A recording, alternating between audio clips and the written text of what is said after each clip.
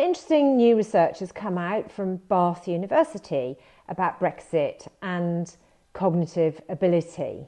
And the summary is that the higher the cognitive ability, the more likely the person was to vote or understand Brexit and vote Remain.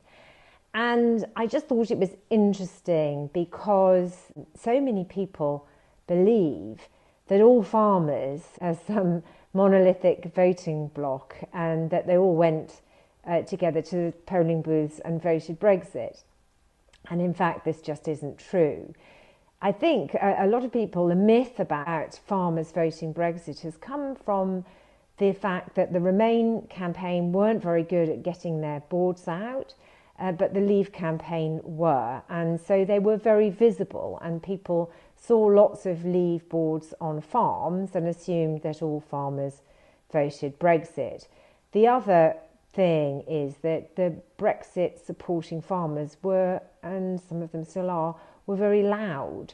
And I think that meant that it projected a view that all farmers voted Brexit. I did give a contribution recently to a film from Byline TV. A lot of people that voted Brexit, including my mother-in-law who voted Brexit, she actually specifically voted to bring people back to the land. She was convinced it was going to bring people back to the land. It was definitely a nostalgic thing. They thought we could go back in time to 1960, which obviously we can't.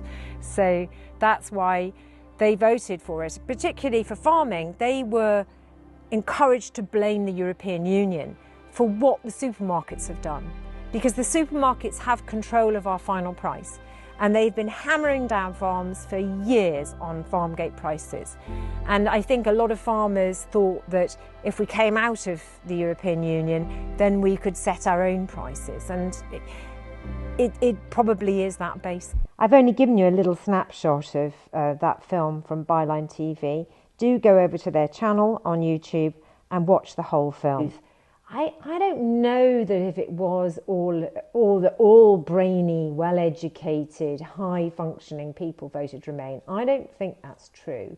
The way the campaign was run, and Ken Clarke, in fact, back in 2018, spoke about it. The parties began to raise too much money and started paying millions on experts, largely from America, who said they knew how to win elections by using all kinds of modern techniques, including message discipline. So all this stuff that what you need is a simple message, a slogan, and you have to repeat it all the time because it won't sink in unless you repeat it. And you control what all your ministers do. Using slogans are quite hypnotic. And the Leave campaign also recruited Paul McKenna, a hypnotist. And I think it perhaps is about your susceptibility to being hypnotised. And the European Union was a very useful scapegoat. And I suppose if you never really understood that you were being told an untruth, that those resentments would have built up over a period of time.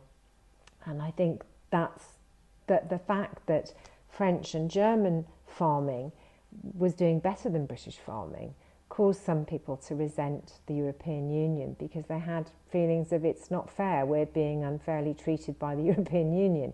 But it was our own governments who were giving the advantages to supermarkets so that they could drive down prices below the cost of production. And nothing has changed. It's only got worse since Brexit. So the impact on farming from Brexit is it's multi-layered, and it depends which industry, which farming you do. But the biggest problem was initially the non-tariff barriers and the loss of freedom of movement, which meant that particular farms that need a lot of labour to pick fruit and vegetables, and chicken farms, for instance, have lost that easy to get fluid labour supply. So then the trade deals, these disastrous trade deals, which we already had access to Australia and New Zealand. We had full access to their markets. All we've done is open up Britain to them, And they are huge countries. They farm in a very different way to us with lower standards. And it just means that they can, send quantities over here, which can undercut us, put us out of business. And then once we're out of business, that's it. Don't forget to comment below, let us know what you think, and also subscribe to our channel.